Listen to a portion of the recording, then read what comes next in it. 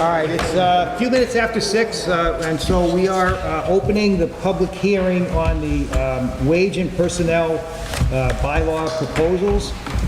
Everything is being recorded by Area 58. I just want to make a comment to start with. So this is a different arrangement for the wage and personnel than I was familiar with anyway. I don't think this has happened before where we have both the Selectmen and Finance Committee as just one big joint committee. So we're going to have to work our procedures out a little bit, but I think as far as the hearing tonight goes, basically the way this will work, we will just read into the record everybody's proposals so that they're on the record for town meeting time. When I get to whoever's proposal, if there's something you want to say to us about it, if you'd come up to the podium so that we can get the recording, because we don't have anybody else taking notes, so we're going to have to record it all tonight. Okay, is everybody all set to go? It's a joint meeting here? Okay, all right, so I'll just get going. So the first proposal we have is from the town clerk.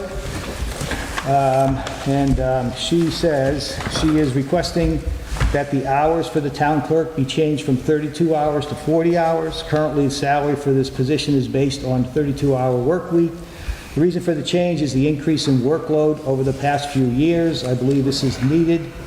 I believe this need has existed for some time, but the new changes in the law have made this a necessity. The legislature has passed several new laws that have caused a significant demand for town clerks across the Commonwealth. For example, automatic voter registration, vote by mail, and early voting.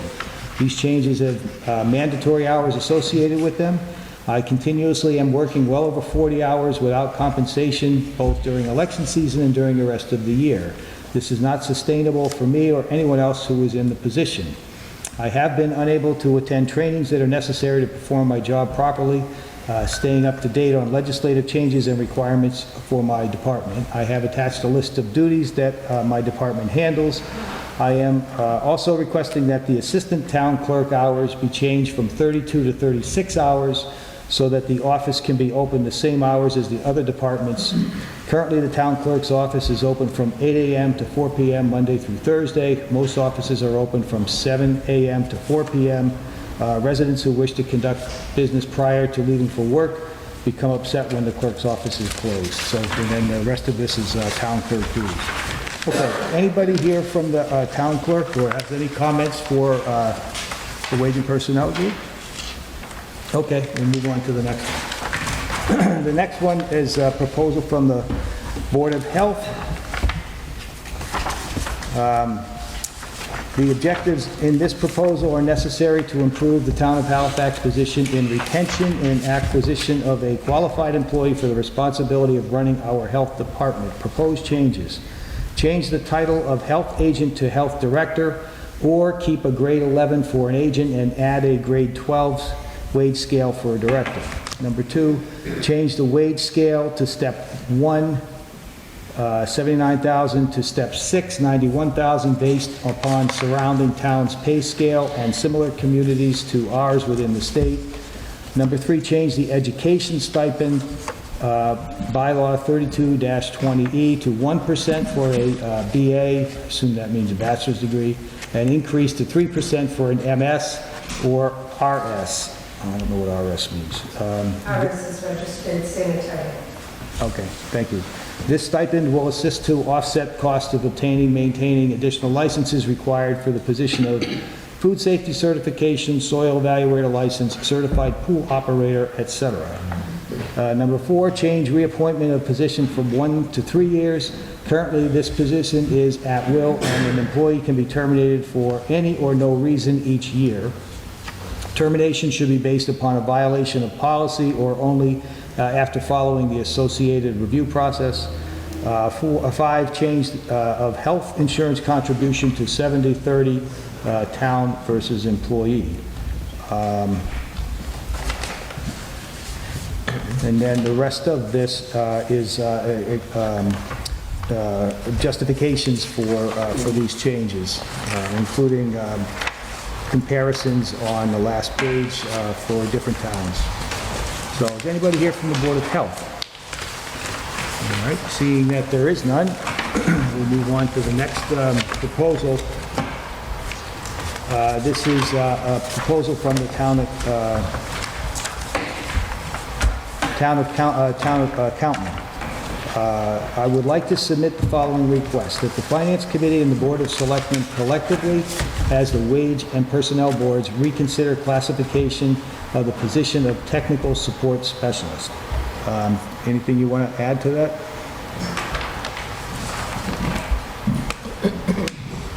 And I should have said, so I don't want to cut you off or insult anyone, because I know who you are, but you have to tell us who you are so it gets recorded. Sandra Nolan, Town Accountant. I was asked to put this in to be looked at to see if the position deserves to be in a higher grade. Okay. Anybody have any questions for the accountant on that? No? All right. Number 4. This is from Jonathan C. This is me. Establish and grade the new position of Town Administrator's Assistant. This position will replace the Selectman's Assistant position. The new position will encompass the responsibilities of the Selectman's Assistant, will add duties and responsibilities, and will answer to the Town Administrator. Do you want to talk to this at all? Sure. So in doing research, when we were doing our TA search and checking out what other towns are doing, we're one of the few towns in the area that doesn't have an official town administrator, assistant to the town administrator. So I know our current one mostly has a lot of the duties anyway, but I just feel it makes it official. That ties it to that office instead of the selectman's office.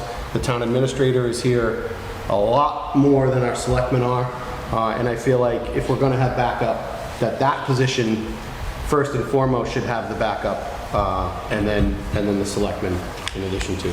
So that's why I brought it forward. Anybody on the Wage and Personnel, I guess the Wage and Personnel Board, that's us. Anybody have any questions? Okay. All right. The next request is from Holly Murray, the Principal Assessor Appraiser. Fiscal year budget request for Assessor's Office. Increase Administrative Assessor to 36 hours. Position is grade 7, step 1, 32 hours with a possibility of vacancy.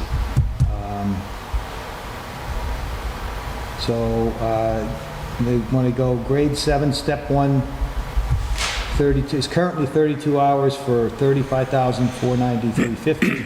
They want to change it to grade 7, step 1, 36 hours, $39,930.19.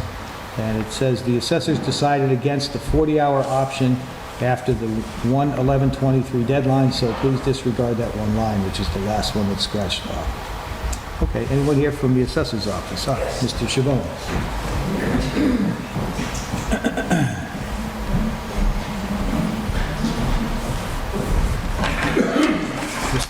Just announce who you are and... John Chavone, Chairman of the Board of Assessors. Deborah Dean, Administrative Assessor. And soon-to-be Principal Assessor. So she has been hired as the new Principal Assessor, so that comment in the notes that that position is vacant is true, and that's one of the reasons we're asking it to go to 36 hours. What's happening is with Debbie's new positions, there'll be less availability for inspections for her, and so the administrative assistant, who is also going to be learning the job at the same time, is going to be having to take up additional duties for the inspections. Now, 10 years ago, we had a fourth person in the office, and when they retired, it was a 20-hour position, and all they did at that time was to do the inspections. That was her job. And at the time, we were asked to reduce where we could, and so we eliminated that position. And over the years, the other people have had enough training, enough experience, so that we didn't need any extra hours for the inspections of the properties for our office. So that's pretty much the story. If anybody has any questions, that's why we want to increase the the hours. Also, it will also help hopefully retaining the people that come in, because a lot of people want 36 hours or a little bit more. Well, you know, we had considered going to 40, but that really wasn't in our budget. And we will still be under budget because all of the new people are going to be introduced at lower steps. So our budget is actually going to be less. Our budget through the end of June is going to be less because of Holly's retirement, and the fiscal budget for the next year will be less because everybody's starting at a step 1 grade. Okay. Does anybody have any questions? No? Okay. Great, thank you. All right, next we have the police department. We got a bunch. Looks like there'll be a minute. All right. Dear Finance Committee and Board of Selectmen, please accept this letter as a request to place the following items on the agenda for the Wage and Personnel hearing. First is Police Lieutenant. I would respectfully recommend that we make the following change to the Wage and Personnel bylaws to address the position of Police Lieutenant and add the additional proposed language. So on the September 12, 2020, on September 12 at the annual town meeting, that would be the wrong date. The voters approved Article 2, Request 3, which established the grade for the position of Lieutenant Deputy Police Chief as grade 14. My proposal would be to place the position of Lieutenant from grade 14 to grade U, unclassified, under Section 2, subheading Police Department, letter B. Under that position, I propose the following language. The position of Police Lieutenant shall be paid $7,000 above the annual base of the top sergeant position and shall also be entitled to benefits and incentives otherwise afforded regular members of the police department to the extent that such benefits and incentives are different from the benefits outlined herein, i.e. overtime, shift differential, uniforms, equipment, extra paid details, personal days, bereavement leave, sick leave bonus, sick leave buyback, specialization pay, court time, firearm license, holidays, longevity, and educational incentive, subject to annual appropriation. If the position were to stay as a grade 14, the base salary for the lieutenant would be less than any of the current 3 sergeants' base salary. This is not conducive to attract a qualified and experienced applicant, especially with their added responsibilities and job description. Our department needs a solid succession plan in place to foster an environment where officers have the opportunity to advance in their career within the department. The department needs this position not only to assist in administrative responsibilities, running a modern police department, but also to relieve some of the responsibilities from the sergeants so they can do more active, hands-on supervising, training, and directing of our personnel on the road. Next request is permanent intermittent officer.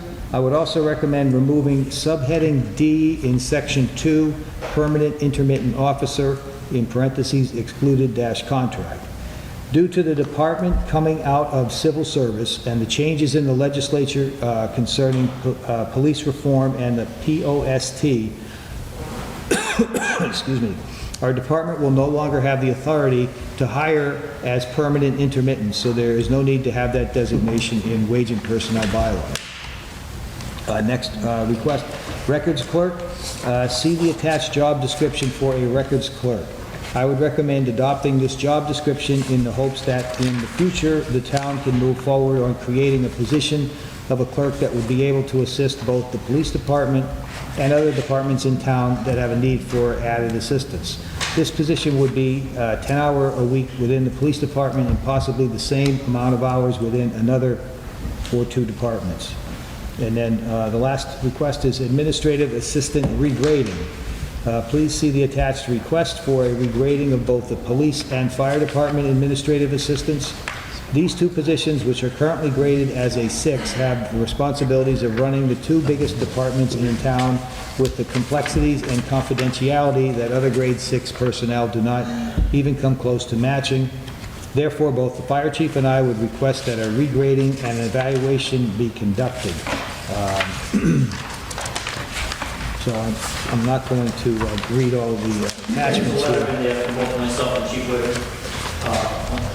You guys can read that. Yeah, could you come up to the microphone just a minute?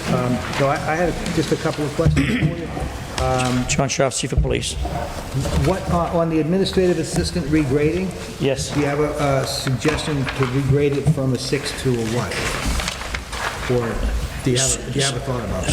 So we really don't have a number.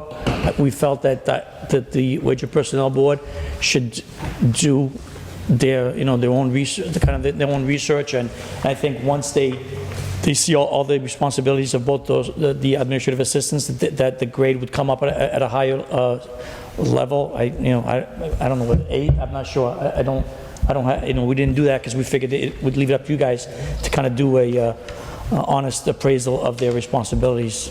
I mean, like for example, my administrative assistant, since we lost the dispatch center, she's basically doing 2 jobs, because dispatch used to handle all the walk-ins from the residents.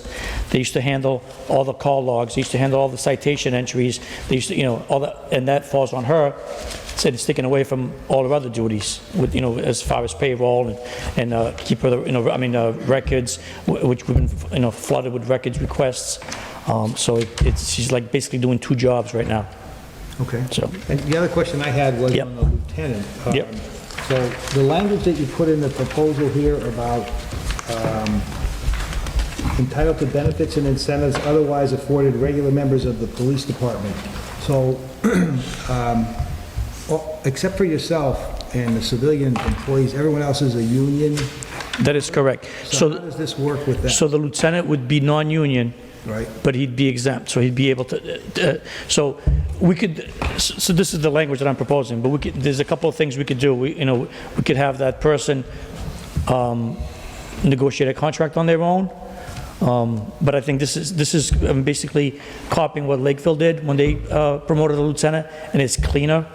It's, there's a base number that we're working with, and then so that person would be eligible for overtime, would be able to fill shifts once it went through everybody else, all the patrolmen and all the police sergeants. So before I force someone, he'd be able to take that position, that job, that shift, if he wanted to. So it's more like, because if we, like I mentioned, right now, if we do at the grade that was set at the town meeting, the person will be literally taking a pay cut. Mm-hmm. So, I don't think anybody wants to take a pay cut and get a promotion and get more responsibilities. No, I get that part, but I just was wondering how we structure the rest of his package. Like you said, for example, the open shifts or overtime shifts, that kind of thing. This fellow would be, or this person would be a hourly employee or a salaried employee? He would be a I don't know, maybe. Good point. I don't, I mean, 14 years of salary. yeah. So he'd be a salaried employee so he would be a salaried employee, but eligible for the extra overtime and details. So in order to do this correctly, then I would ask you or Cody maybe have a thought about it, but to do it correctly, shouldn't the wage and personnel bylaws specify that kind of thing, like uniform allowance and so on? No? Well, and that's why kind of what I wanted this language included in the wage and personnel, because right now he's got a set base, under that 14. And it's not even comparable. I mean, so the other option would be to have a contract. Is that a position we can contract? Do you know, Cody? Yeah, you can. It's lieutenant/deputy chief, Yeah. correct? So you could contract that position.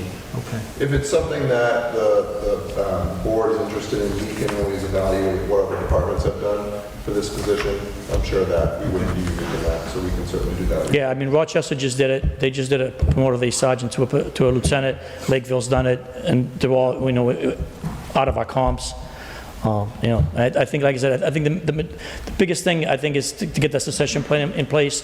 I think that the department is in a good place right now. I think we have some qualified, you know, officers, sergeants. You know, I'm not going to be here forever, and I'd like to start mentoring somebody, and you know, it just can't be I'm out in 2 months and then try to, you know, bring somebody up at the time, you know. Right. So. Right. No, I was just wondering about the details. Yeah, yeah. Like Cody said, we could. Yeah. So like I said, this language was taken right from Lakeville when they did theirs. So you know, obviously I think it's already been vetted. I don't know. I mean, we can do our own research, obviously. Okay. And then the PI, the permanent intermittent, that's a civil service role anyway, right? Right, and that's just a cleanup because you know, we don't have permanent intermittents anymore since we came out of civil service. So it's just kind of a cleanup on the wage of personnel.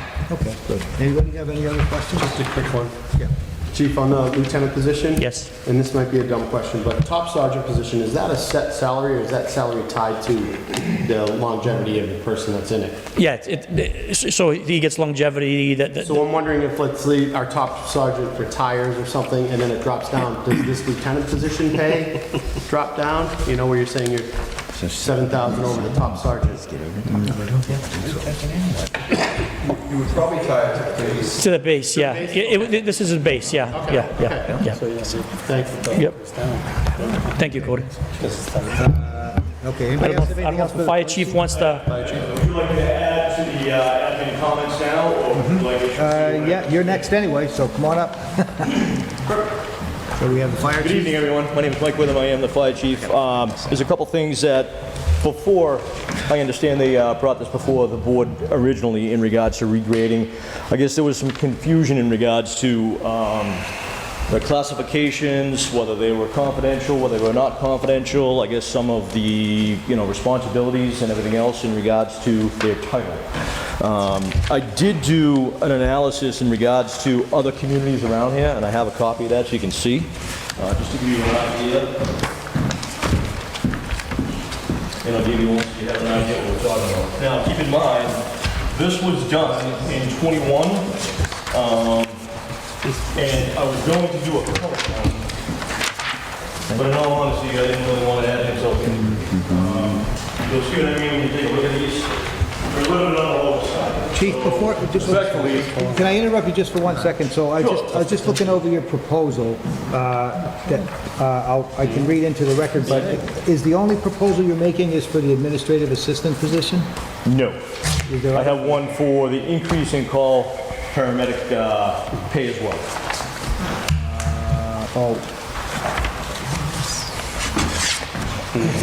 That's the end here? I have a copy of it here in my Can you just files. show, I just want to make sure I get this all right. So is this the paramedic? No. Where's the paramedic? That might be under the chief job section. He submitted this. This is a letter from me and him because it affected both of our admins. Yeah, but how about the paramedic one? Where's that? Number 9, John. Over to number 9. That's why I was asking if you wanted me to speak now. Oh, okay, I'm sorry, I didn't catch that. Okay. So what happened last time is it was all four of the 4 department heads, myself, the fire chief, highway, and the water department had submitted a letter to regrade our administrative assistants because we felt that, you know, that they were not graded properly. Okay. What happened was that at the time, they went into the union.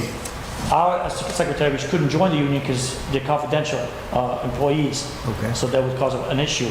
So that's why we had to resubmit the letter just with our secretaries. Okay, so I misunderstood, so let me just read you put a letter, you joined with Chief Chades for the administrative assistant, right? We did. We both submitted a letter, All right, correct. so let's We both just, signed it. let's just deal with that right now, and then because we have these all numbered in order, and I'll Perfect, that's have you why come back. I said, you want me to speak on this Yeah, okay, issue so let's right just now? talk about the So administrative I did give you, like I said to you, I did give you a study that was done for just some of the surrounding communities. I did highlight a few things. This study was done in 2021, and if you look at this, the rate for Halifax right at that time was $42,845. Looking at all of the communities around here, the closest number that comes into play is West Bridgewater at $39,499. That's based on a 25-hour salary compared on a 40-hour salary.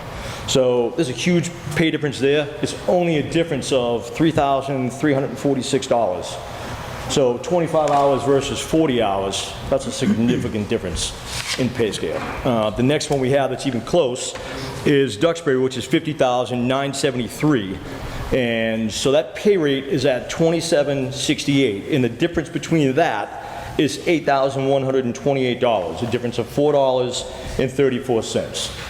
So I think a reclassification is in order here.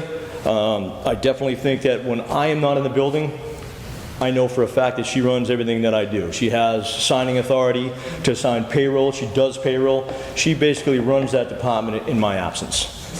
And in all honesty, she wasn't there, I'd be in a little bit of trouble. You know, being a new chief, it's very difficult for me to walk through the door and not have a competent administrative assistant that knows what's going on, okay? So my recommendation is they're currently at a pay scale, pay rate of 6. My recommendation was to bring both of them up to about $26, $27 an hour. Now, that being said, you guys just discussed another administrative assistant for the town administrator.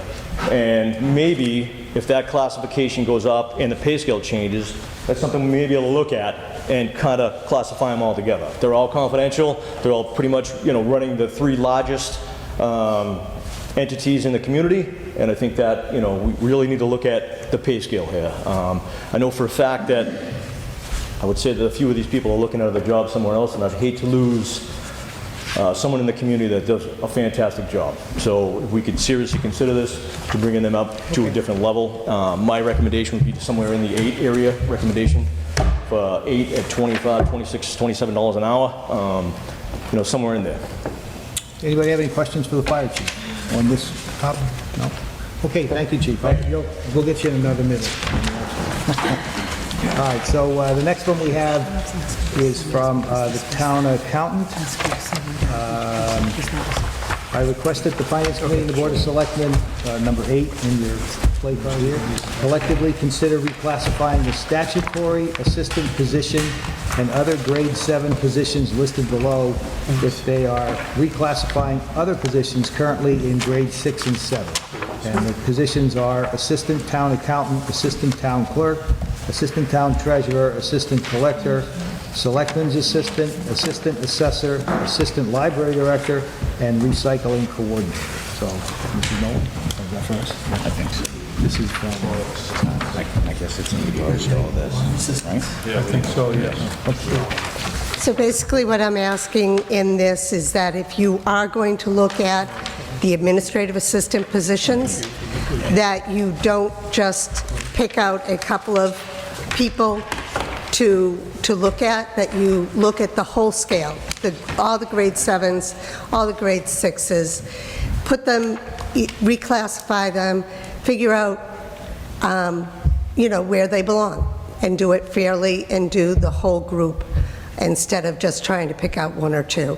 We have the assistant town accountant who has a great deal of responsibility. If I am out, she is legally responsible. The state will hold her legally responsible for any of the paperwork that goes through. If a fraudulent payment goes through, she's the one who will be held accountable. We have the assistant treasurer who handles all the town health insurances. There's a great deal of confidentiality in that. She handles a great deal of cash that goes through the town and is responsible for that. The assistant collector, we still have quite a few residents in town who pay their taxes in cash. So it's not just online payments.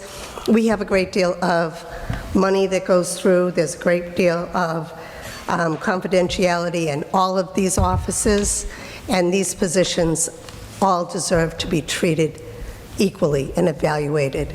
Are you recommending, and I guess the chiefs also, as I asked the police chief, are you recommending that these positions be moved up a grade, or that we revise the grade? Not necessarily. I think that they all have to be looked at. They have to be put in the appropriate grades. I'm not sure that they're not in the appropriate grade at this time. I do think that the grades are all underpaid. And I think that we have to look at other towns and look at the pay scales for equivalent positions and make sure that we're treating our employees as well as other towns are treating theirs. And, I mean, we could very well find out that some of these positions belong in the grades they're in, or that some should be elevated to the next grade. But I think that it shouldn't be one or two positions that are picked out. I think it should be all the positions looked at Okay. in those grades. Anybody have any questions for the accountant on this? I have a question, Frank Johnston. Sandy, so we're talking about regrading the actual title of the position and also regrading the actual wage of the position? Not necessarily regrading the title of the position if we look at the position and feel that it's in the correct grade, but that the pay scale is way off for that grade, then that's what we should do. We should adjust the pay scale so that those people are being paid for the work that they're doing. Okay, does anybody have any other questions for the accountant? Okay, thank you. So the next, number 9, is back to the fire chief. And I'll read from Chief Witham. Please accept this letter to advise that I, as the fire chief, am looking to raise the call paramedic base rate. The current pay scale is set at $21.99, which is not enough to be competitive with our surrounding communities. Unfortunately, we cannot hire or even retain paramedics at our current rate. Our community relies on ALS services that our department implements. The only way we can maintain our staffing levels is to have called back paramedics. At this point, we have one paramedic on our staff with very little availability. To maintain staffing for the future, I would like to increase the pay rate to $26. I understand this is a significant pay increase, but this is a must to remain competitive with the other entities.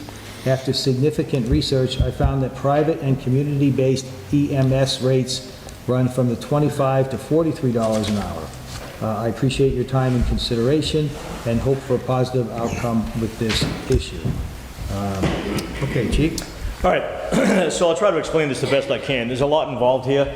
So currently what we have is we have 10 full-time positions that are all paramedics, and we have about 12 to 13 call members who are firefighter EMTs. What I'm looking to do is increase the pay scale for a call paramedic only. And what I mean by that is when I say a call paramedic, there's a difference between an EMT and a paramedic, and I'll explain that. An EMT's job is obviously they can work in an ambulance the same as a paramedic, but they have limited skills in the sense that a paramedic can do a lot more. An EMT can administer oxygen, an EMT can administer an EpiPen, an EMT can administer aspirin for certain things like that. The difference between a role between an EMT and a paramedic can give a multitude of drugs, medications, you know, they can intubate, they can defib on the manual monitors, they can do needle decompressions. It's a lot more advanced than an EMT, okay? So currently on the road each day I have 2 full-time members and I have a call member, 2 full-time members are paramedics and I have a call member.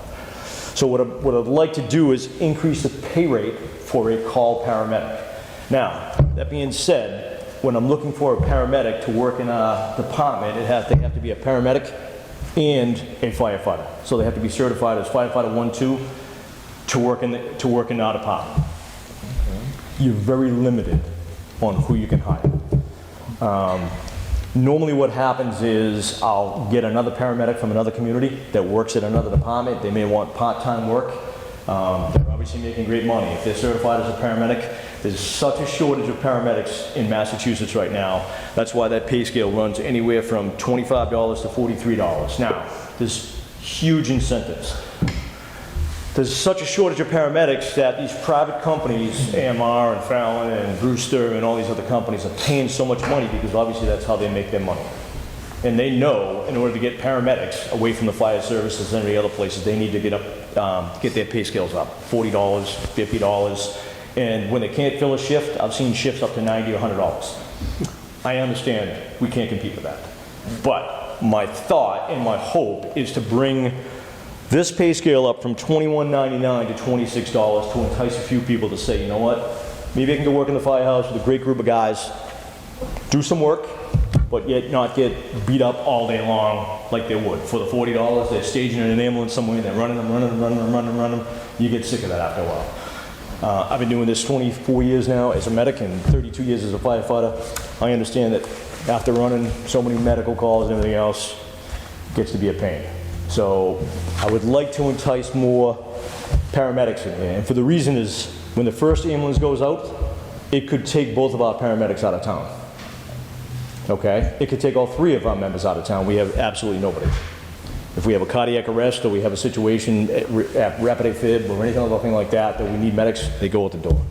By having call members that are paramedics, when I do a recall, as soon as they go on a call, I have the ability to bring them back and have ALS service. So we provide ALS service. I want to maintain ALS service in the community.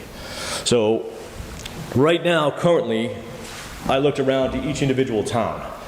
We are unique. There's not a lot of towns around here that use their call members in a full-time position, okay? So I'm not comparing apples to apples, I understand that.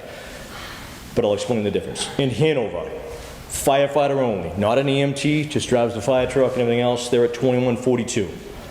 Kingston, if a call member works a full-time shift as a medic, they're $27.49. Plimpton, $25 an hour. Their full-time medics are at $30-something an hour. Pembroke, firefighter only, $22.53. Carver, fire only, $21.50. Hanson, $22. Even across the board for just a firefighter. Not an EMT, not a paramedic, anything else. Carver EMS. Carver Fire and Carver EMS are separated. They don't do one entity. They're at $25.78 for a starting paramedic. So I'm trying to bring these numbers up so that I can entice a few more people in here. Now, even if you bring this up to $26, am I going to have an influx of people running through the door to say, hey, let's go work for $26 an hour? I'm not going to lie to you. I will be very happy and very lucky if I get 2 more people. But those 2 people can be very beneficial for this community. So if I can get the numbers up and entice a few more people to come in at that number, that's what I'm looking for. Right now, they can go work in Plimpton and do a lot less runs, no offense to them, and make more money to do nothing. So it's very hard to get more people that can walk through the door at $21 compared to what I'm asking is $26. How many call paramedics would this affect? Like how many do you have, or how many would? So right now, the letter actually says we have 1. I just hired 1 more the other day. So we currently have 2 that are in rotation and can do callbacks. You know, my objective would be to get as many as I can, obviously, but that being said, I still got to bring it from another community. It's not like I can just hire somebody that just come out of paramedic school, because they still have to go to firefighter school and get firefighter 1-2 certified. So like I said, I'm really picking a slim margin out there to try to find people to come in here. And even other people that work at other firefighters that have a career job somewhere else in another community, a lot of their communities say, no, you can't work anywhere else. So I'm very fortunate to have the couple that I have, and if I can find any more people to bring The reason I this asked up. that question is because it's the difference, you want to raise it from 21 to 20. $21.99 to $26 is what I'd like to raise it to. $4. Yep, $4. $4 an hour, and we're only talking about, at this point, maybe 4 people. I only have 2 people right now. Only have 2. I'd love to have 4. But even if we have 4, not any of them work on a 40-hour basis. They're No. on- So call members are only working, so right now, there's split shifts. So I have 10 full-time members. 8 of them have full-time positions. 2 of them are kind of float, they jump back and forth. And what happens is when they work a shift, they have the next shift off, the call member fills in. So I have a couple days a week that I fill with call members, day and night. So the shifts will be very, very limited on how many they're gonna get. Well, that's what I'm just trying to figure out. Like, I see that, first of all, $15 an hour is minimum wage, so to get a paramedic at $21 is... You get a paramedic that's saving lives Yeah, I and agree. goes to school So for... I think that's ridiculous myself. Yeah. But what I'm thinking is that and that's why I was asking you, in total dollars and cents, this isn't going to be a lot of money, even if it No. went up to $30. I'd be honest with you, I could stand there and ask you for $30 an hour. If I could get it, I might entice people in here. I understand everything's on a budget. I get that. No, I get And that, I'm just saying, though, I don't see that the budget for the call paramedic, even if the wage rate goes up, is going to change a whole great deal. It doesn't sound like it would. It may not, but the problem is now, anytime I use that person, I have to pay that wage. So if I have details, I have storm coverage, I have a plane crash, I have anything else, it's that wage. So it doesn't sound like a lot right now. Could it potentially be a little bit more than I'm expecting? It could be. Could it be less? Could be. So I'm not looking to fill that person 24 hours a day, 7 days a week. It's just going to be when they fill in that position. So right now they have a rotation they go through. They put out the schedule for the month. Each person plugs in. Now we also have 13 other people fighting for spots on that, on that roster to fill those spots. So the paramedic on a callback would have priority, and that's how I have it set up right now. So when I go out with the ambulance, we have 3 members. 2 members are driving the ambulance. If they're fine with just 2 members, they go, and I have 1 person back, and I do a recall. Right now, the priority is a paramedic over an EMT, because I want to maintain the ALS service in the community. Okay. Anybody else have any other questions for the fire chief? Chief, do you have an average, do you have an average hours per week that you use call? I mean, I know it fluctuates, but like a high-low mark? Yeah, rough average. So it just depends on their availability. Yeah. Could you identify yourself, ma'am, for the record, please? Yes, Mr. Selectman. Kendra Kelly, Fire Department Admin. So how we fill part-time shifts is every month they give us their availability. We send out a shift list of open shifts. They look at it, review it, and let us know what they're available for.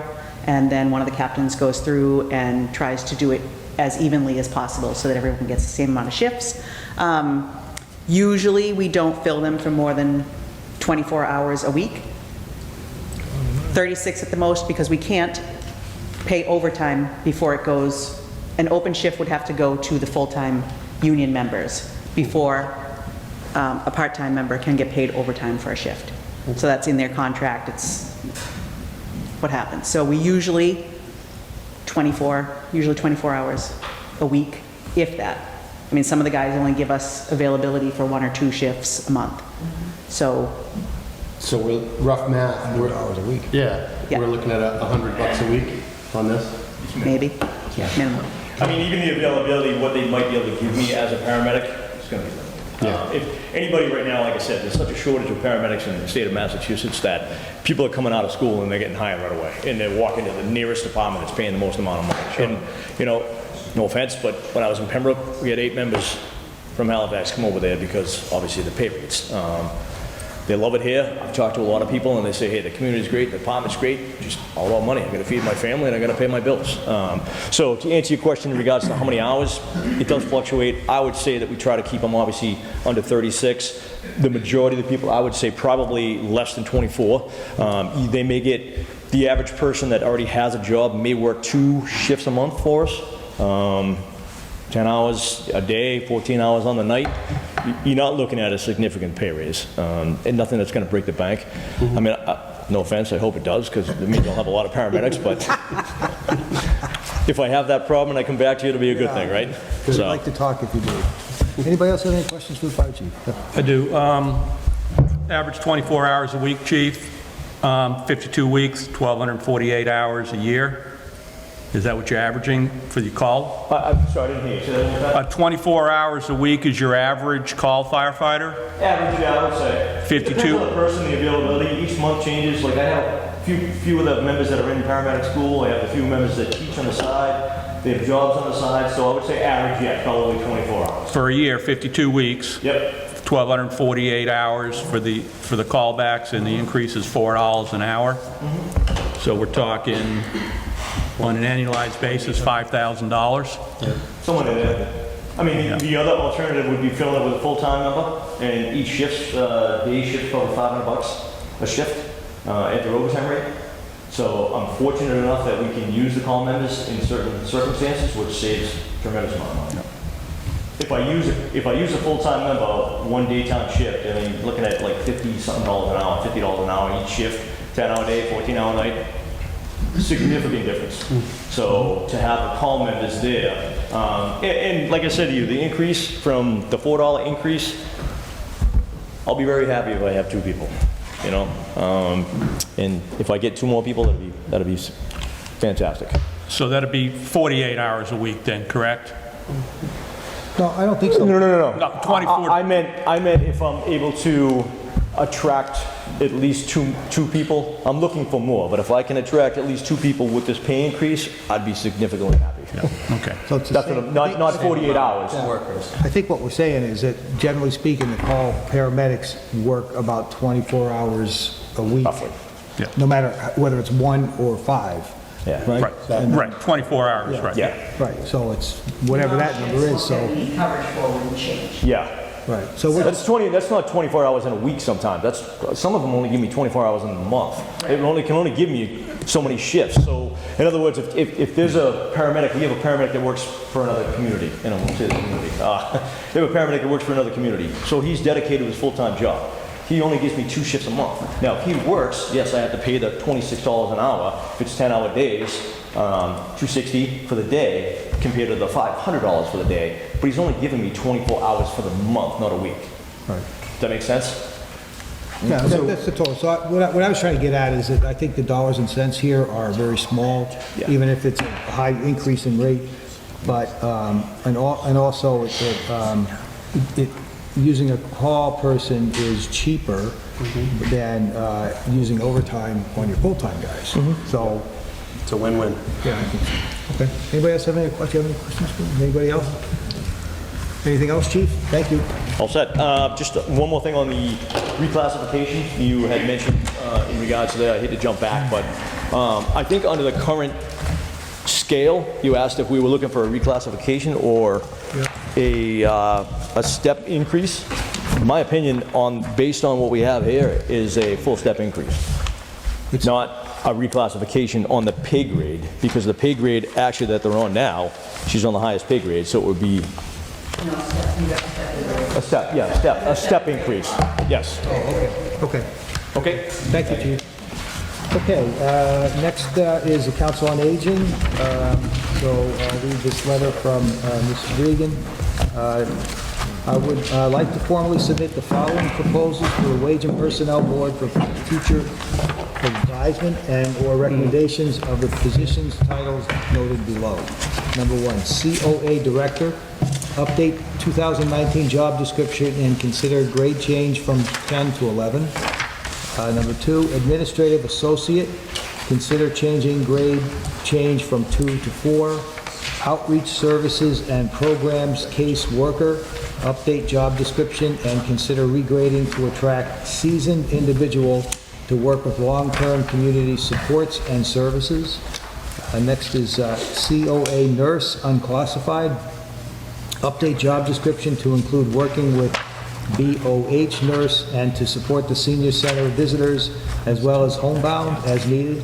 Consider wage increase for the nurse who has been with the COA for over 5 years, currently at $19.45.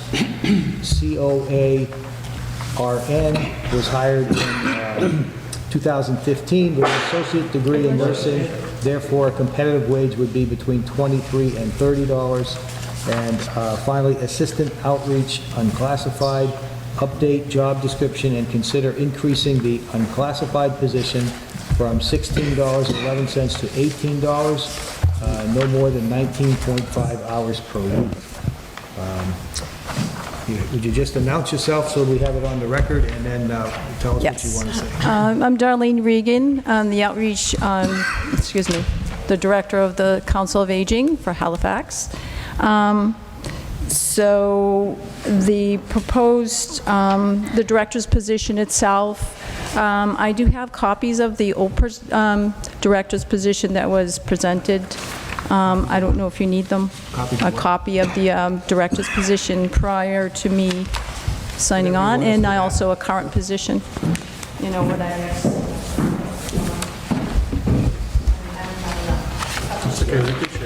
If you just give them to Cody, and then he'll make sure we get enough copies.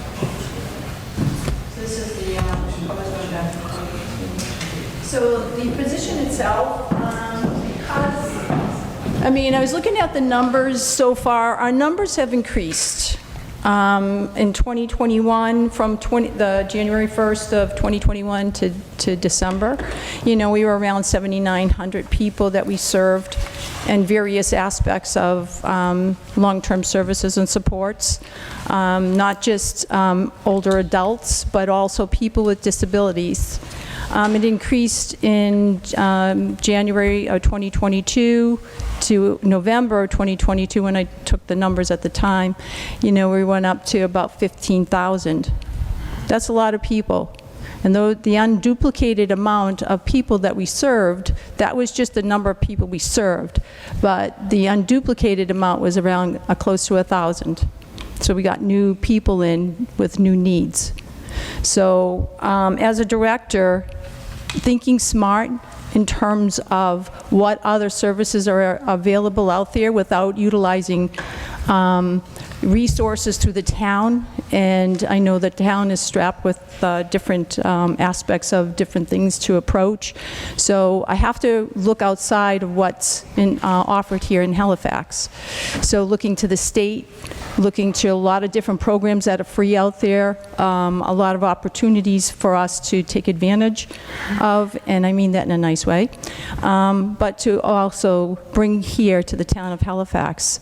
So as a director, over the years, I have 20 years' experience in the field. Not only do I bring a background in terms of elder services, but I've also have a strong background in navigating the whole healthcare system. That includes Medicare as well as Mass Health, and I've earned that.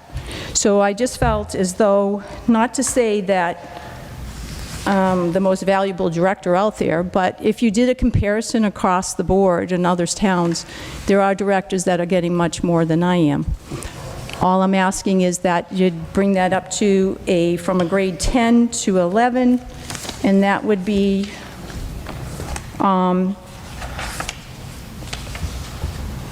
67,849 to 69,855. So I was just wondering if you could consider or propose to consider from going at 10 to 11. And that's for the director's position. Anybody have any questions on, this is on the COA director part, right? Okay, do you want to speak about any of the other proposals? Excuse me? Do you want to speak about any of the other proposals? that Did you I have what? here? The other proposals? Next one down the list. Yeah, Oh. you have Oh, five or yes. six of them here. The minister, oh, okay, so I didn't know if I had to stop and go on from that. The administrative associate's position, the name, originally it was classified as a lot of different things.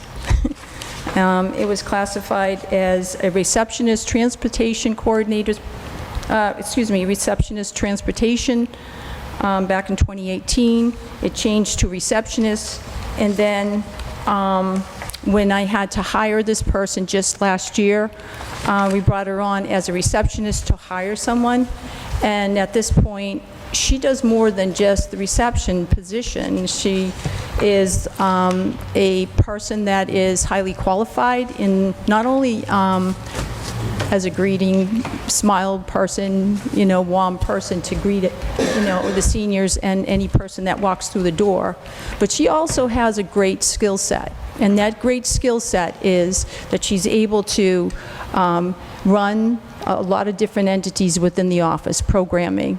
She understands and has grasped a great deal of different aspects of that. So she's quite valuable in terms of the utilizations of different parts of how we become as a COA. So thinking smart is having a person that is really dynamic in terms of what she can do. Not only just greet people at the door, she also maintains the contracts for our transportation, managing the certifications for the drivers, which they do have to be certified, maintenance of the vehicles. She has a lot more diverse aspects of her job, so I was just hoping that we could get that change grade to a 2, from a 2 to a 4. And I do have we reclassify, well, her position title change from the receptionist to an administrative associate, which makes more sense because that fits what she does. And so I do have a job description. I'll give you that too.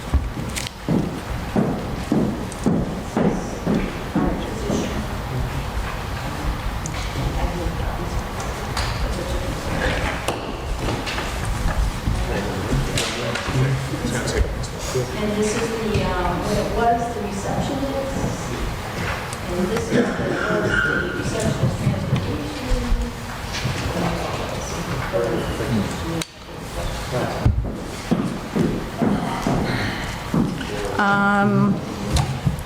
Okay, so that was that one. So the real big one is really the outreach position.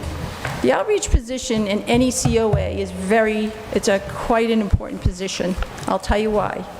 Because the outreach position, I wrote and I was able to participate with the Massachusetts Council on Aging in writing the outreach contract or the outreach guidebook. And with that being said, because of the COVID situation, and even prior to that, we've had a lot of changes in the different services that are being administered through the Executive Office of Elder Affairs. And under that umbrella, we have the ILCs, which is the Independent Living Centers, as well as the ASAPs, which is Aging Service Access Points.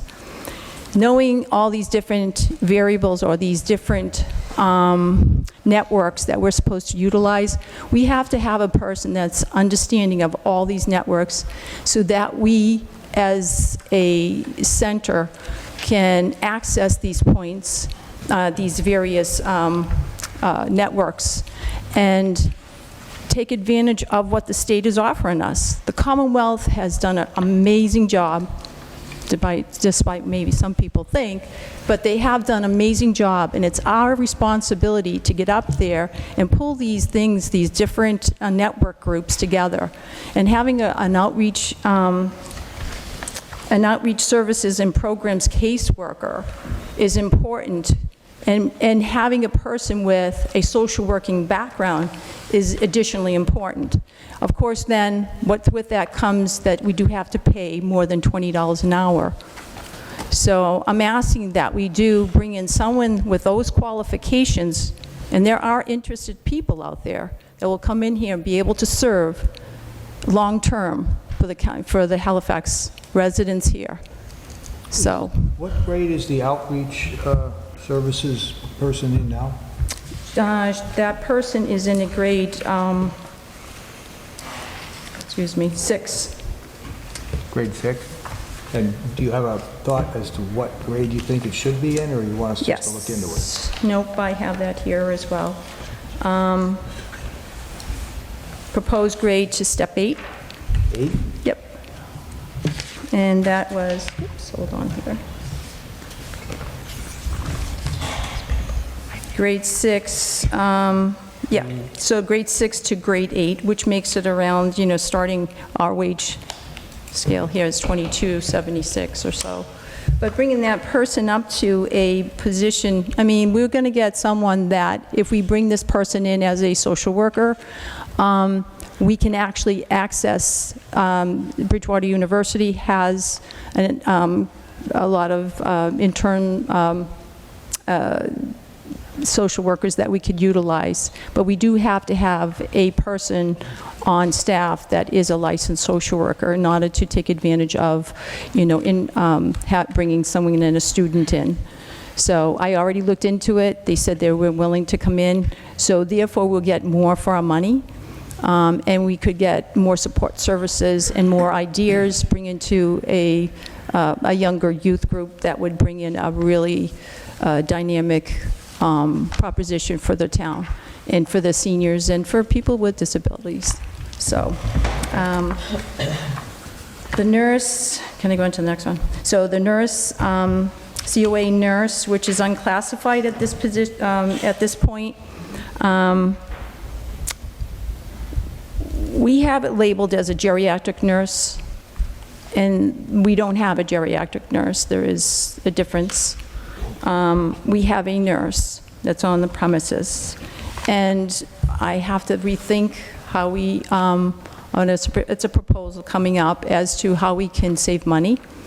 We do have a Board of Health nurse that does come in, but at this point, our nurse that we do have on the premises is not paid what she would normally be paid, I guess around $25 an hour.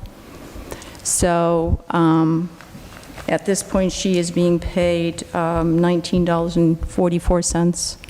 So I was asking that maybe we look at possibly increasing that, possibly to about 23. And the last position of that's unclassified is that of an assistant outreach. An assistant outreach position, I have a person that's actually a retired teacher that came in, and she was working with special education. Well, very knowledgeable in terms of programs. So I'm utilizing her services in terms of her programs, as a programs person as well, because we don't have a person that's going out there. I'm doing that right now, as to creating the programs that are available to the seniors, and then going out to monitor them.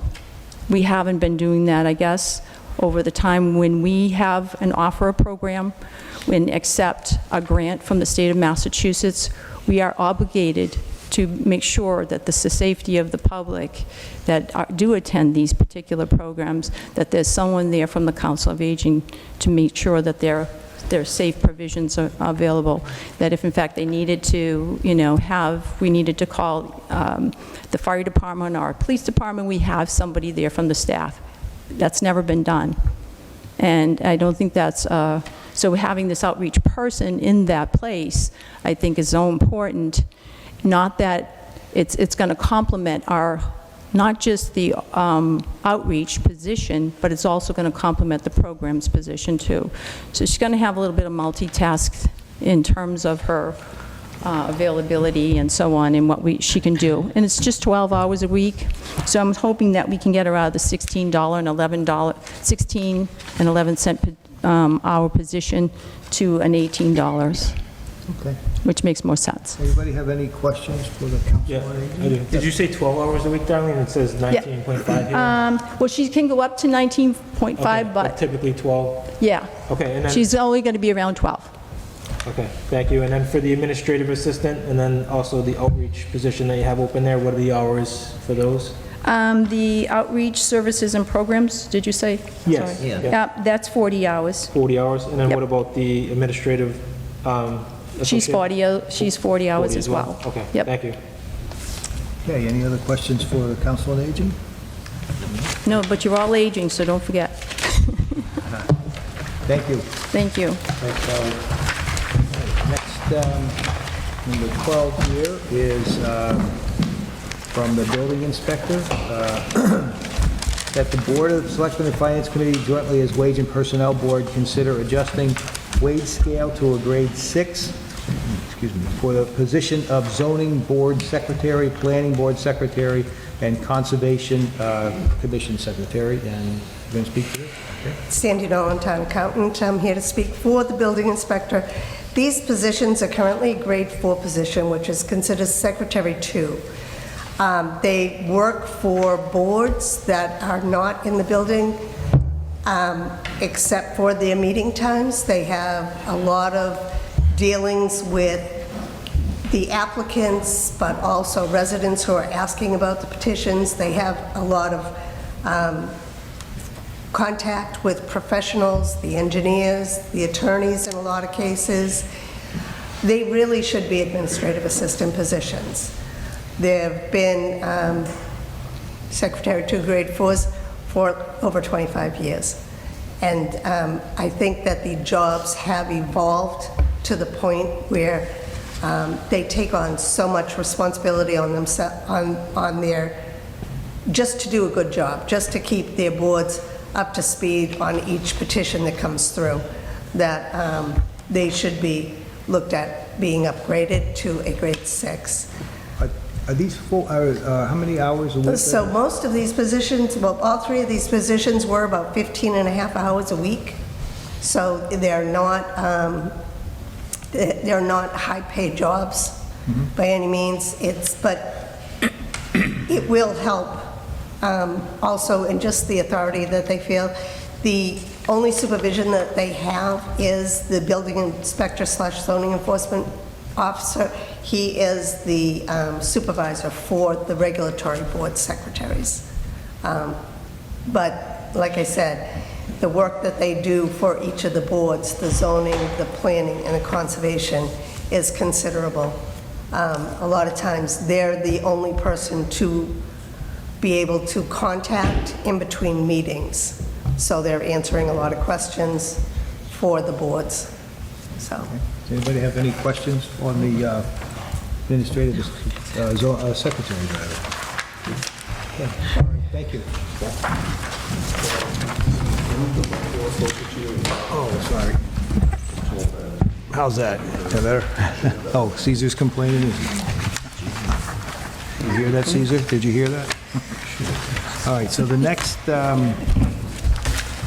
13, 14, 15, and 16 are all Holmes Public Library, so if you want to take them one at a time, does that work the best? Okay, so we'll do the first one. So I would like to submit the following amendment to the Wage and Personnel Bylaw. Add the following as to Section 35-20, lowercase a. Any library employee who holds a position that requires a bachelor's degree at a minimum shall be granted, in addition to their base wages or salaries, the sum of $2,000 per year. The classification compensation plan is intended to establish a definitive job and salary structure based on factors that include, but are not limited to, basic knowledge. Bylaw 35-20 allows an incentive pay raise to any employee for the successful completion of certain education programs. A degree in higher education needs to be acknowledged within the classification plan and given the same incentive pay raise as other education plans. Bylaw 35-2 asserts the advantage to having a classification compensation plan is having an established basis for granting pay increases to ensure that all personnel are being treated in an equitable manner. Under the current grading system, employees are not compensated for their degrees in higher education, while others are compensated for certain education programs. Also creating inequitable treatment of employees is that the grading system allows for employees who do not hold degrees in higher education to be paid at the same rate. Okay? I couldn't have said that better myself. I was like, what am I going to say when I'm up here? Oh, my God. So what he said, but I wanted to just bring forward this, and I have This is, copies. by the way, this is Jean Gallant, the library director. Sorry, John. Thank you. Yes, Jean Gallant, library director. So I brought forth a policy, a statement of a policy, and it's adopted by the Council of American Library Associations. So this is not a law, or state law, federal law, or anything like that. But the American Library Association is nationwide, and it governs, it's an advisory council, and you can go right on their website, and they just advise on library policies. So this policy was written in 2002, and it's kind of like guidelines, but they're not laws. And the purpose of the policy statement is to recommend categories of library personnel and the levels of training and education appropriate to the preparation of personnel for these categories, which will support the highest standards of library services for all kinds of libraries and the most effective use of the variety of skills and qualifications needed. So I made you a copy. This is 9 pages long. I have one copy that I can give you, but this is, they made a chart of what, the different library positions and basically what they do. I don't know if I have, Just, we could hand them down there, and okay. Cody Maybe will you make guys can copies for us. Can't see it without my glasses anyway. So you can see that currently we have library associates. And a library associate, you can see by this American Library Association guideline, is required to have a bachelor's degree. And it gives you the natures of the responsibilities of what library associates do.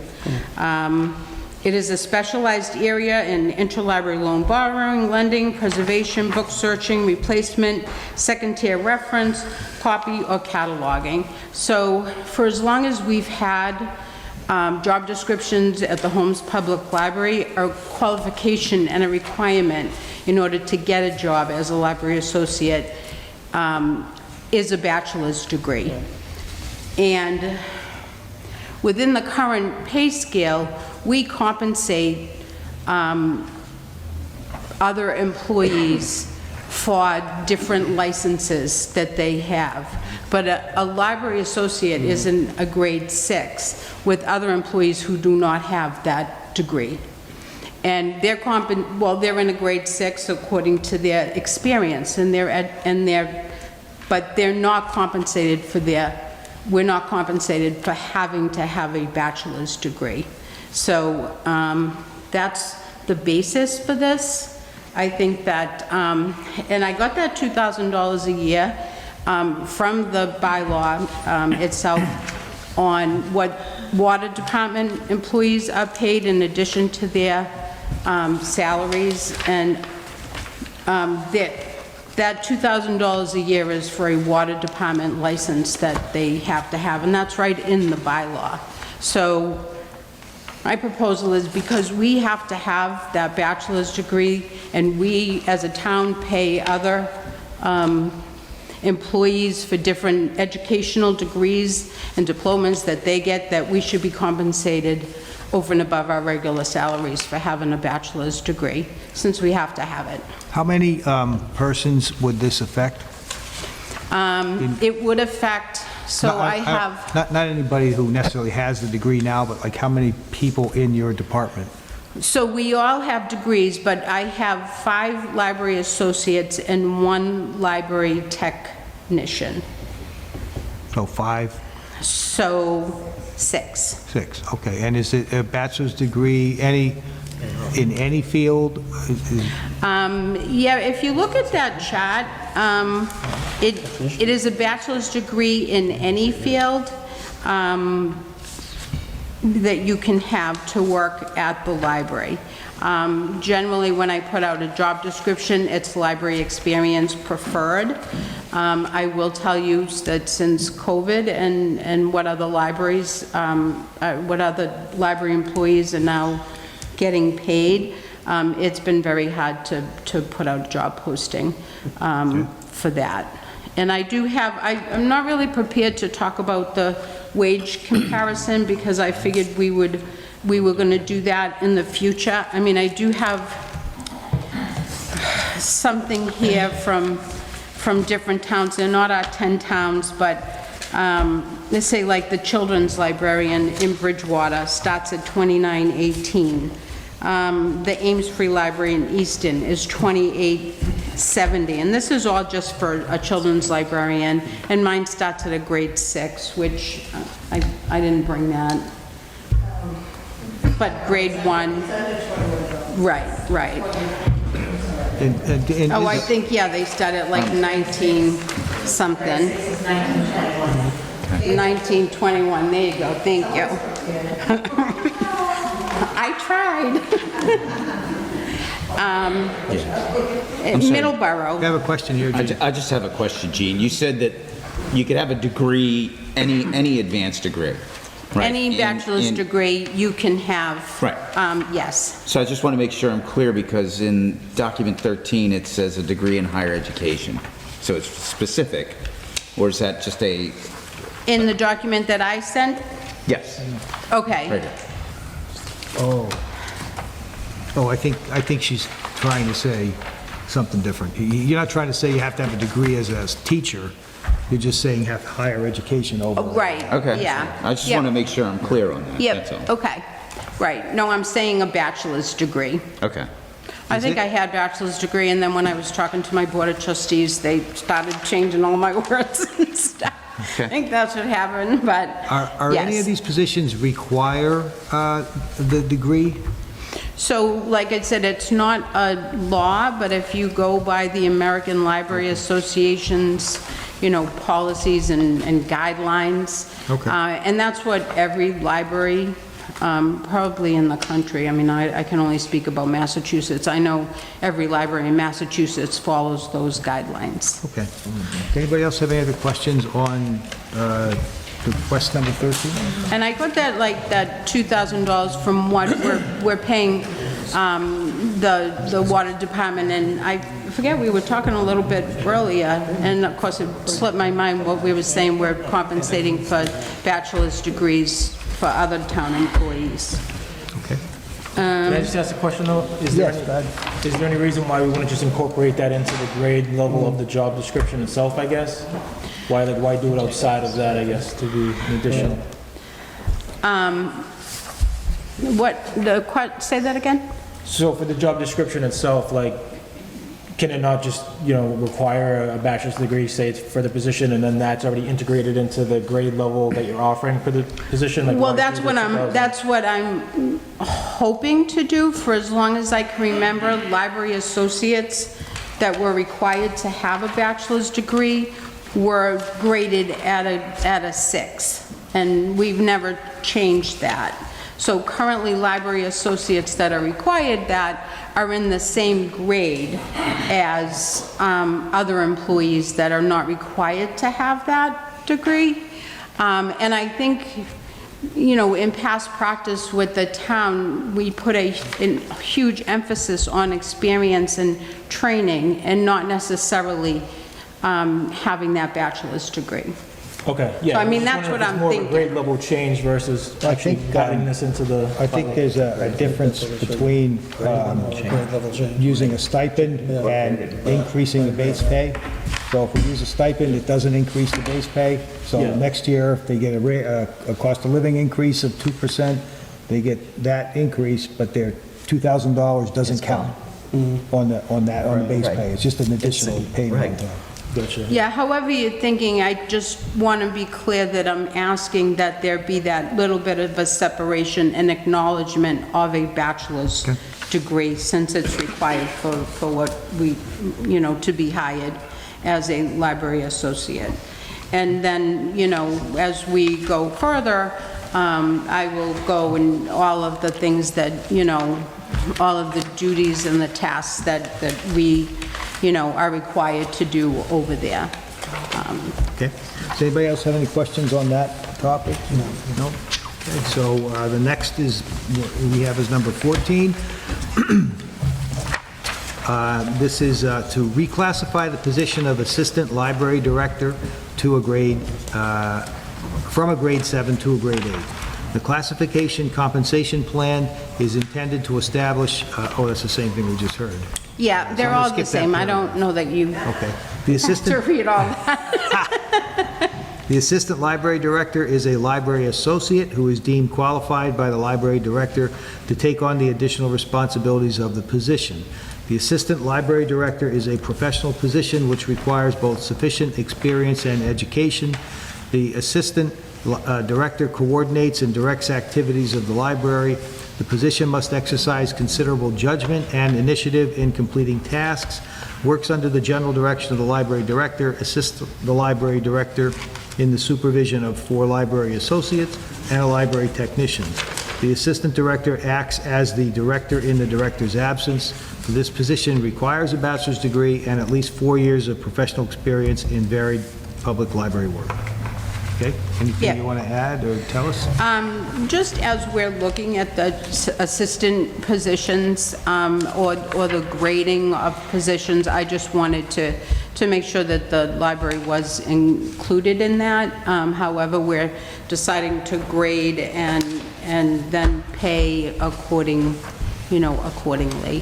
Okay.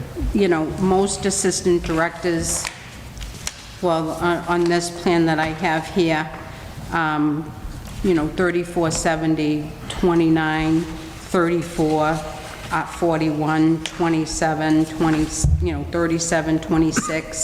So, and what, Sandy, that top for, I think my top, oh, there you go, Kendra. Are you talking hourly? Are those figures hourly or yearly salaries? These are hourly rates. Thank you, darling. So my assistant director currently is a step 6. She's been in that position 3 years. Yeah, a step 7. No, step 6, grade 7, at 25. So these are current. This is, you know, 21. This is from 2021. I will say when I've done this comparison before COVID, the way Halifax paid their associates and assistant directors according to our 10 towns, we were always right smack in the middle. But now if you go and look after COVID, other towns are paying more after that. My other things are, you know, associates from a 6 to a 7. And the only thing I want to point out with that is... So I was doing them one at a time, so is anybody... Okay, did anybody have any questions about my assistant director? So you say that the assistant library director assumes duties. Can they do everything soup to nuts when you're not there? Are there any duties that are not part of that qualification, or essentially, if you're on vacation for a week or 2, they slide in and... They slide in. They are junior line? Yes. Okay. Yeah, I mean, no one can be... Well, I know, but... Any other questions on this one? No, okay, so then the next one is the reclassified position of library associate from grade 6 to grade 7. Classification, let's see here. So I'm going to skip the beginning part because it's what we just read. So the below general statement of duties taken from the job description currently on file with the Wage and Personnel Board. The statement demonstrates the complexity of the job of library associate. The statement under which all current associates have been hired clearly states that this position is not office work or clerical work, and as such should be in fairness to library associates. The classification plan should create separation from clerical and/or office work. This is a paraprofessional category. Can I just say, so this, it's kind of in italics, and when I say this is a paraprofessional, that whole paragraph is taken right from the job descriptions that are on file or should be on file here in the town, and they are from way back. I think Inez Gassett must have written them because they are spot on, and I haven't changed a thing with those, so we've been following that all along. But it's a paraprofessional position, it's not a clerical position, basically. The last paragraph, librarians design, plan, create, self-promote, and execute diverse programming all year, as well as developing entire book collection for the town of Halifax.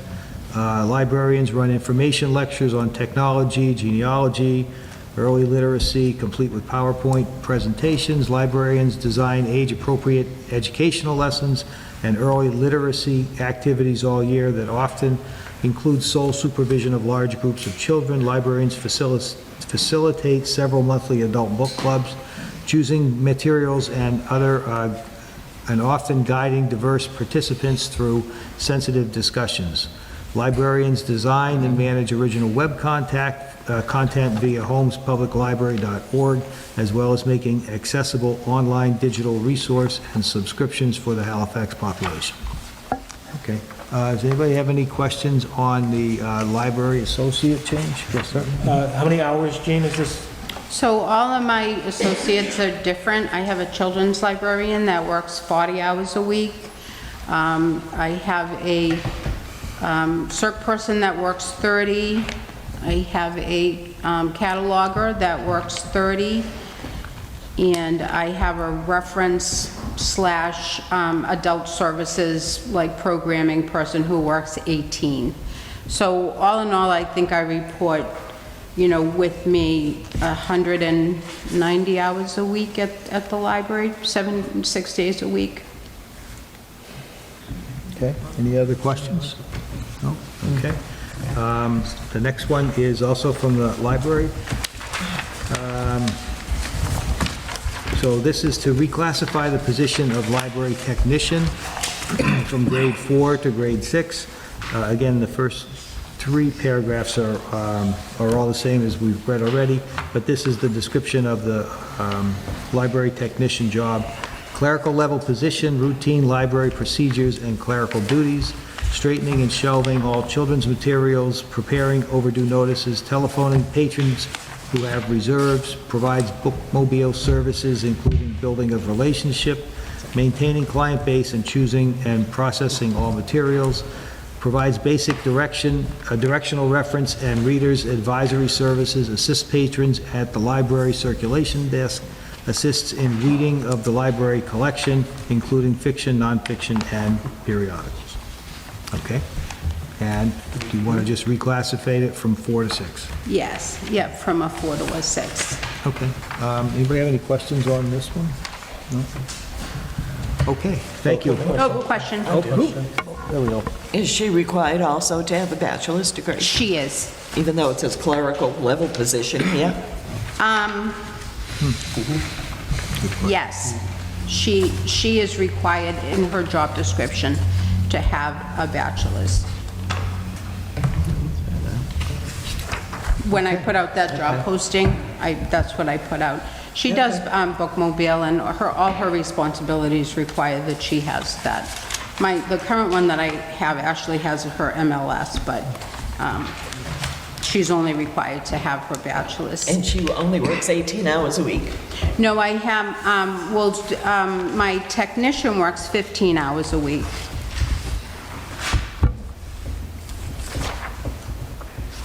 Okay. Anybody else? Yep. And I'm just going to I have one copy of this, maybe I'll just leave it with John. This is, it's a Give it to Cody, because he... It's a 10-page document all about the library, how this ALA classifies things like that. All right, we'll make copies for the whole group. Okay, thank you. Yep, thank you. All right, the last request that we have is recycling attendance stipend for licenses. And it says, if a recycle attendant obtains a specialty certification and as part of his or her regular duties uses that license on a regular basis, they should receive a stipend of $250 for each certification license that applies. 2A or 2B, not both, and a 1C hoisting engineering license. If an employee receives a stipend, however, refuses to work the equipment for which they are licensed, they will not receive said stipend. The highway surveyor and a recycle coordinator must agree with whether the employee will receive the stipend. Okay, I'm not sure who put this in, but I assume it's the recycling center? Or actually, Mrs. Nolan's going to speak to it, I guess. So my understanding is this is to bring this position into more similar to things that are being done in a couple of the other departments where their employees are getting stipends for these certifications. The recycling attendant, if he also earned those certifications, should be allowed to get stipends. Right now, the wage and personnel doesn't have the stipends, and it's more the unions that have been getting the stipends, so they're just trying to make it more equivalent. Is this similar to what the highway department does? Similar. Okay, and the mixed union. Okay. Anybody have any So questions? Sandy, really quick. Sure. So just reading here, it says 2A or 2B, not both. Two different licenses. Two different licenses, right? Yeah. So is this a cap of 2 eligible licenses? It sounds like it. This doesn't say here. Right, I just don't know, I mean, I we're talking think like that, 10 licenses? right, or- I think that's one thing that would need to be discussed, Okay. similar to the bachelor's degree stipend. We'd have to look at So usually what the you get- value would be. Usually you get the 2A with the 1C or the 2B with 1C. Even though they're two different licenses, they're on one card. Right, so would that count as one license or 2? It does Yeah, say like, no. so I have a All right, license, so I it have a does say 2A, not 1C. both. Yeah, I have a 2A, 1C, so that's my hoisting license, and that's just one card. right. Yeah, my question basically is just, how many licenses does this cap out at? It doesn't. So, 2A. Well, no, I think It says it's 2A or something 2B, so it's not both of them. and those are the only eligible And licenses? a 1C. That's what's Those being are the only two. proposed Okay. tonight. Well, what about like a CDL, like a recycling truck and all? You have to have a CDL. So the for that. recycling attendant, if he has a CDL and he is asked to drive the truck in place of the driver, then he is paid at a grade 8 Oh, I rate, see. which is the driver's rate. Okay. He is paid for that position. And not for the license of having a CDL. Yeah. And not for having a CDL license. Well, he has to have it for... No, he's not getting paid for Oh, that. right, he gets a paid Right, so he doesn't get paid for the CDL license to be a recycling recycling attendant because there's no need for that. Sure. But if he is asked to be the driver, then he would get paid at the higher rate. All right, anybody have any questions? Sandy, on the stipend for 250, is that an annual stipend, or is it Yes, just a it would- one-time thing? No, it would be an annual So stipend. annually, if they keep their certifications current, they would get the 250 Yep. for each of the And that would be different... similar on the education stipend too. It would be an annual So stipend. it's an annual and not a one-time. Right. Okay, any other questions for this? Nope, okay, thank you. All right, that is all of the proposals. Anybody have anything else they want to, anybody else have anything else they want to tell to us before we close the public hearing? Okay, not, Gene, yep. So you're going to have to come up here so it can be What's recorded. the procedure for us to, are we going to make appointments to come and talk to those meetings that you have on Wednesdays? And That's a good question. So, like I said in the beginning, this is a new arrangement for us, so we haven't really figured out how to do that. I think, when's our next meeting? Is it next week? On the February 8th, I believe, 8th and 22nd. 8th and 22nd, I think. Okay, so I think what I'm going to suggest to this group is between now and then, we might want to think about how to divide up the work, to look at these things. You know, if we're going to, I don't think all of us have to do everything, and then talk about making appointments after that. So we had a chance to go through them and come up with our own procedure and then set it up for a schedule. For anybody who wants to come talk to us, you know, nobody has to, but if they want to. I know you do. You'll be the first one we call, I think. Okay, does anybody else have anything else for the public hearing? All right, I'm going to declare the public hearing closed. It's, what time is it? 7:38, and today is the 25th? Yep. 25th of January. Thank you all for your submissions. We're going to start working on it and get everything in place for town meeting, so thank you. Thanks, guys.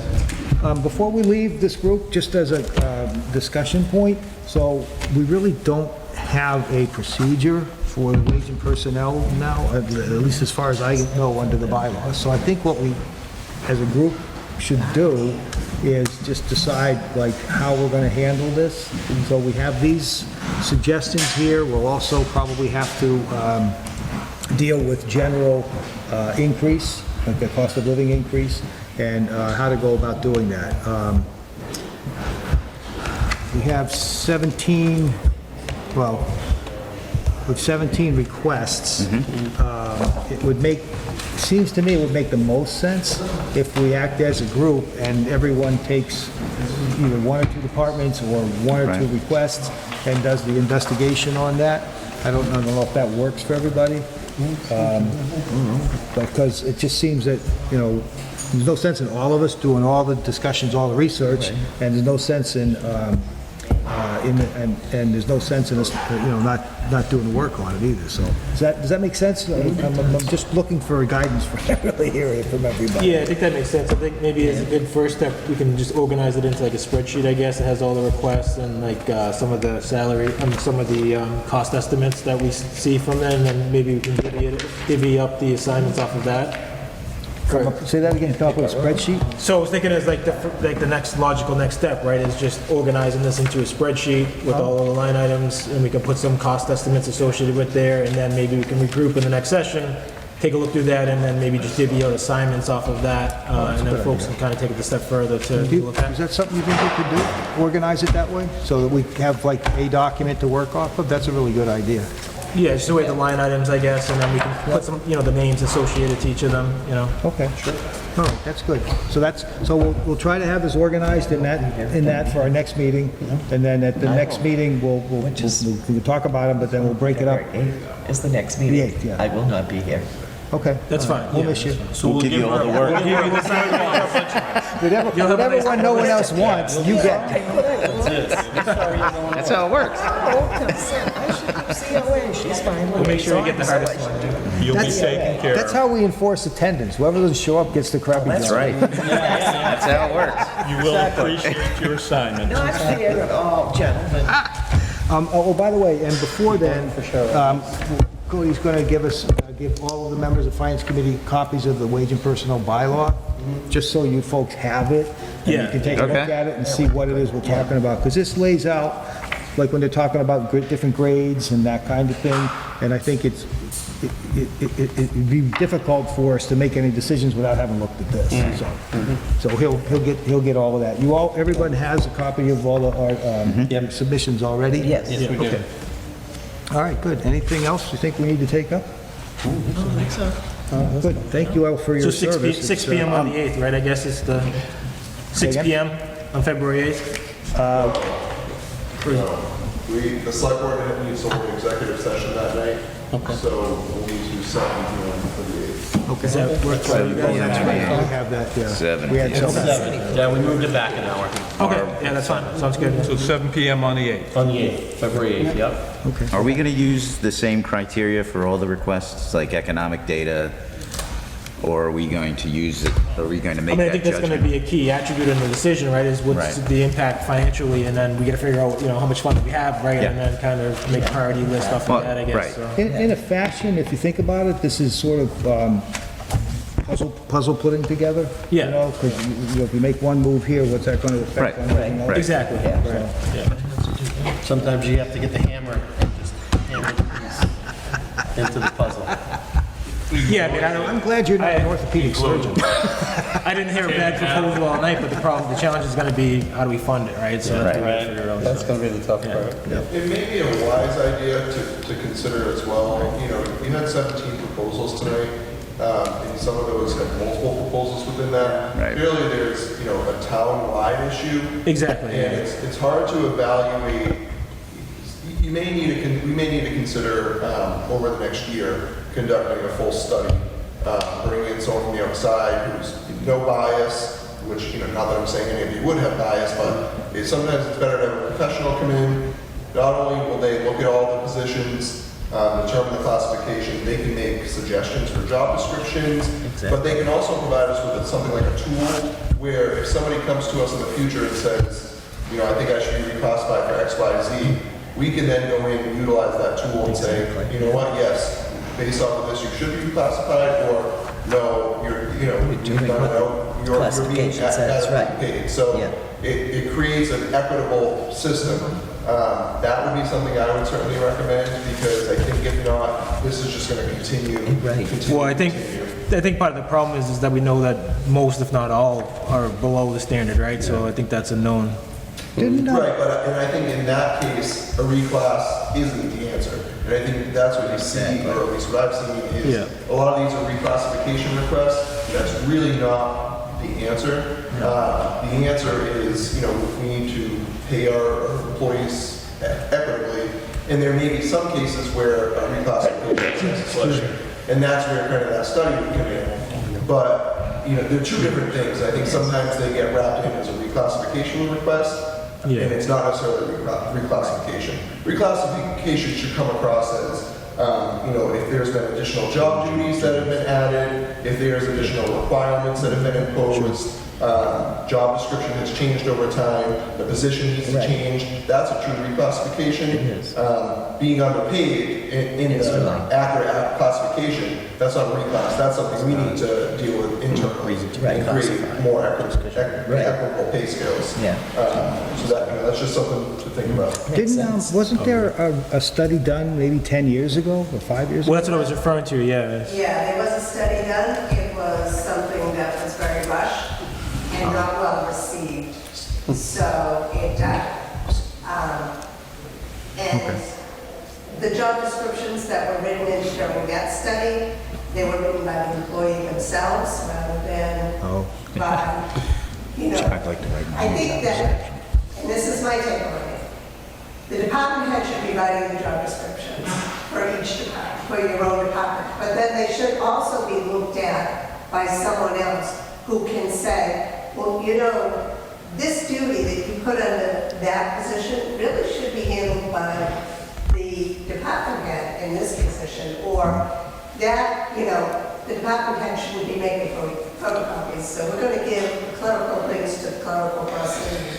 You know, someone has to look at these job descriptions objectively, and it can't necessarily always be the department head who looks at them objectively, because they are looking at it from a certain angle. And even other people, like, I had last time when we made a committee of department heads who would look at everyone, but even that, I mean, this department doesn't think that this department should be third party.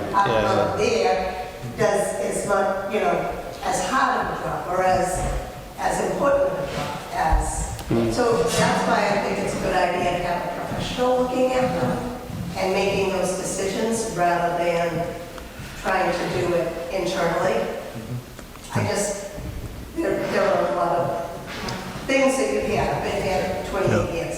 There's a lot of things you hear, So- you know, in a different So department. pretty much you have, I mean, I was a state employee, so job descriptions were this, and this is what we went by. And this came from the Commonwealth of Mass. So here, the department heads just wrote the job descriptions and you had nothing to, like an outline, and you could throw in whatever you wanted, and that's how that went. Yeah, because we don't, so we're a small town. Right. And we have a limited number of employees. So my department is 2 people. Right. So we, you know, sometimes I'm doing this job and sometimes she's doing that job, you know, so, and then sometimes, like, I'm the town accountant, but we have a brand new treasurer collector. I'm helping to train the treasurer collector. So I'm going down and giving her assistance. That's not in my job description. Right, but You know, so doesn't happen. because we're a small town with few employees, we tend to. Wear many hats. Yeah, Wear a lot of hats, right. We wear a lot of hats. I mean, just like being the interim town administrator. Right. That's not common for town accountants, you know? Right. Not all they do when they town accountant duties. Let's put it that way. Exactly. So, but it's the situation because we're a small town, and it's the situation because of the number of employees, especially in the town hall. And I mean, I know that we've talked about too, you know, an employee who's an administrative assistant in the clerk's office. If the assessor's office got very busy, then she could help out that office. Having someone who could sort of rotate a little bit would be a nice idea for the departments to get that are more, like really busy at certain times and then not busy at other times. Having a little cross-training is a good idea. do agree with Cody's idea of bringing someone in to look at it. I don't think it's something that, and this is the problem, we tried to accomplish it before town meeting. So we hired someone in January to try to have it done by March. Yeah, it's too tight. That's not happening. Yeah. So one thing, if you're interested, I did something very simple, not me, but we hired a consultant in my previous community. I have an example of what that looks like. If anyone's interested. Yeah, that'd be great. Or I can even give a presentation at the next meeting to just show you kind of, this is the process that a consultant utilizes, and this is the end result. Not to say if we went forward, it would be exactly the same, but it gives you a good idea. Right. And it's a process, I got a grant for it, didn't cost a ton anything to do. So just, if you're interested. So if we were to do, how much would you be talking about, do you think, cost-wise, to have somebody do that stuff? Just give me a rough estimate. 30 to 50,000, but there's probably 99% I could get a grant for us. Yeah, I mean, if we can get a grant, I think it's a no-brainer, right? Like, If you cannot get a grant, we do still have ARPA money available. Can that be used without a warrant? The ARPA money that we have in-house, like already in the town, is revenue loss. We can use it for anything. But how does it, how does it get allocated? So we can use it for this, How does it get allocated, through town meeting or? through the town, through the board of selectmen.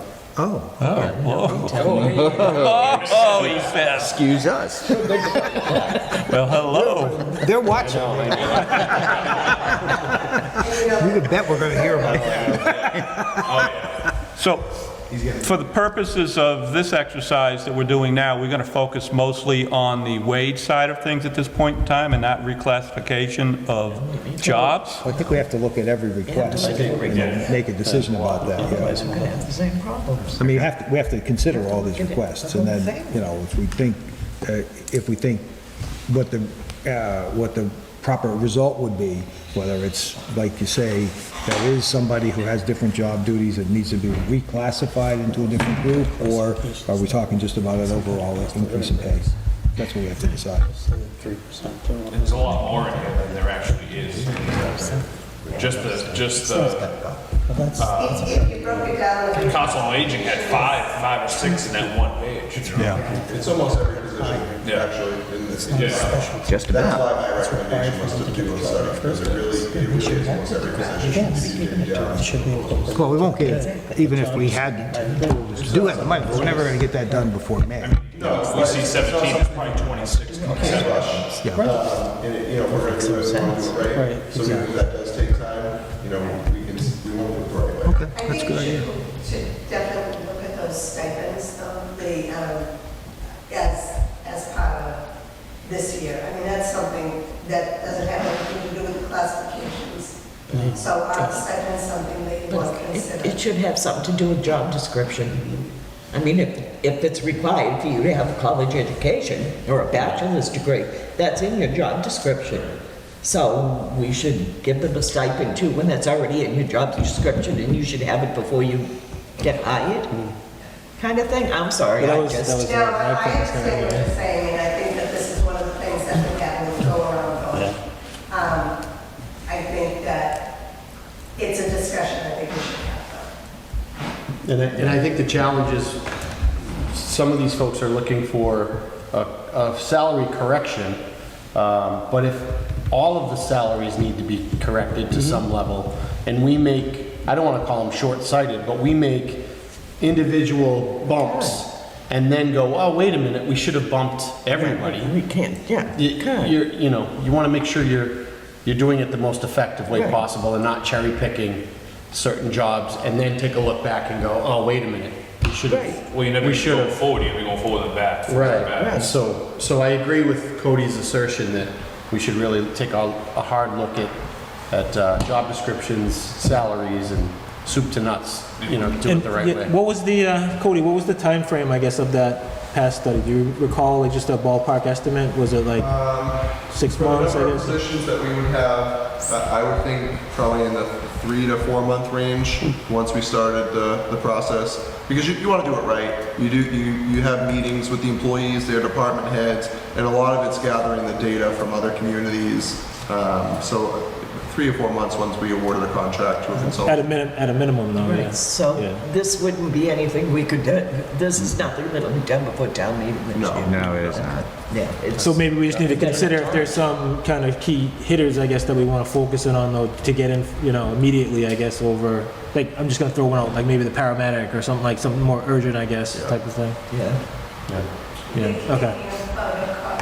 Across the board wage increase is, It's needed, it's overdue. it's absolutely needed. Yeah. This is something that I've been saying for a while. I think that we really need to see a good bump in our wages because we've been getting very little for several years. And the inflation rate, just to bring people up to competitive level, we are way below competitive. I think John Chabon had a question or some comment.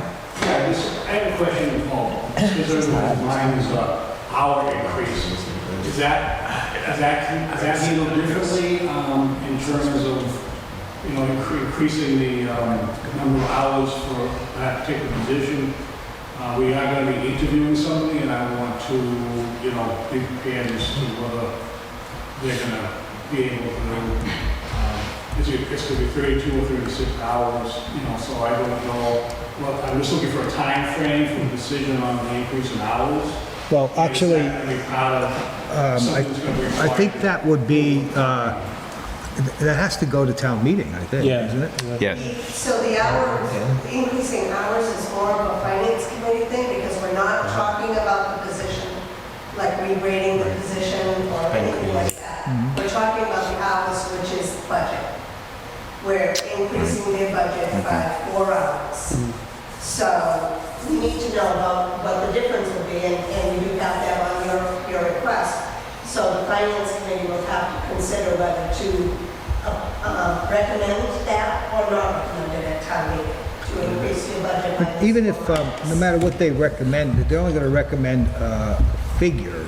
Right. So and they it don't, still we has don't, to go to we town don't set the hours, we just recommend a figure. Right. Sorry, I think we just. We don't set the hours, the finance committee, neither does town meeting set the hours of employment. We set a figure, and then, whatever the job description is, the job description, and they figure out the salary kind of based on an hourly basis sometimes, but we don't, I don't think we had ever set like a figure. We don't say you work 35 hours and then vote on that. That's up to the department. We use it as a tool Yeah. when trying to justify or to figure out what the salary budget would be. Yeah. But we don't tell them. So if they budgeted for a position at step 6, someone who's been there for that many years, and they lose that position, and they start someone at a step 1, then they have extra room in their budget, and then they would have room to let that person work more hours. Yeah, so we need, That's my point. I know they have significantly below our budgets in both with those changes, so I'm just trying to get some guidance on the time frame, but go to the finance committee and, what point can we change those hours, within our own budget? And does the board of assessors have the ability just to change those number of hours? Once the If you finance. have it in your budget right now, Yes, you can do that. yes. You have to tell the person that it's contingent upon getting enough money in their budget for next year to work at that same number of hours. But if you have extra in your budget right now, Yep. to pay a person for 36 hours until the end of the year, then you can hire someone for 36 hours till the end of the year. But you have to have enough money in your budget to do so. Yep, and I'll double check that, but I'm pretty Right. sure we will have that on there. I can help her go through the numbers if you want. Yeah, Okay? yes, absolutely. And then the same thing for code. We will explain that to the candidate that, it's all going to be budget dependent, but I'm quite sure that the following fiscal year's budget will be level funded and we'll still have additional money to absorb those 4 hours. So that's really the guidance I'm looking for. Okay. All right, anything else to talk about, or we're all set till the 8th? Yeah, I think so. All right, so I guess we'll adjourn.